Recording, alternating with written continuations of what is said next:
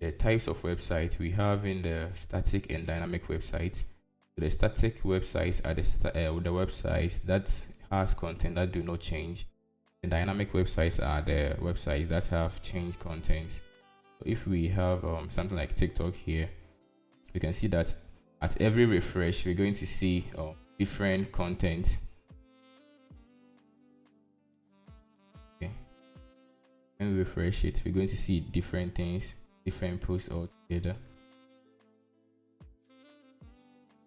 And this website here is a static one, which content do not regularly update. They are not dynamic until the developer choose to make edits from this the website.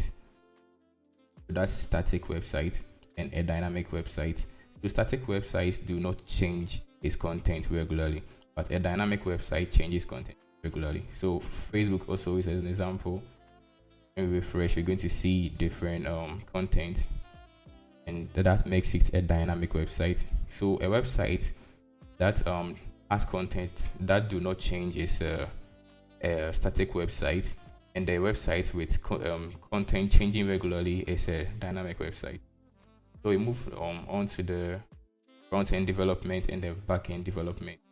So front-end development actually what we see, we interact with when we visit a website, and the back-end are the logics behind what we are doing. So let's take this example. We have in this simple login system here. So when we launch into the login system, we're going to see the interface, right? But when we log in, actually there's a system here that also processes the inputs that we gave, and this is a PHP. So the login, that's the login ID or the user ID we passed to this script, and the password will also be passed to the script for verification. So if it's verified, then the user will be allowed to enter. So that's for the back end, and the front end is just the design, the interface, or the UI, how the user is going to interact with it, how is the color is going to be, and some animation and stuff. So that's the difference between the front end and the back end development. Let's also look at the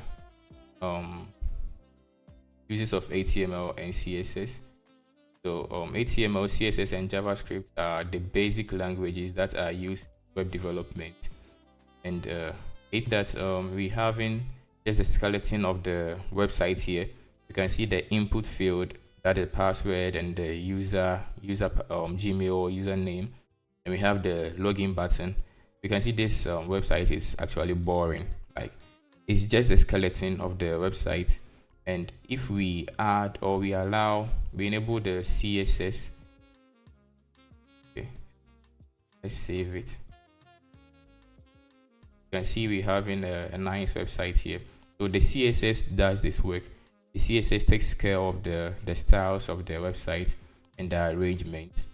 And the JavaScript, which also adds the logics to the website. You can see that we having some functions here, and that's the function of the JavaScript. It makes the website interactive.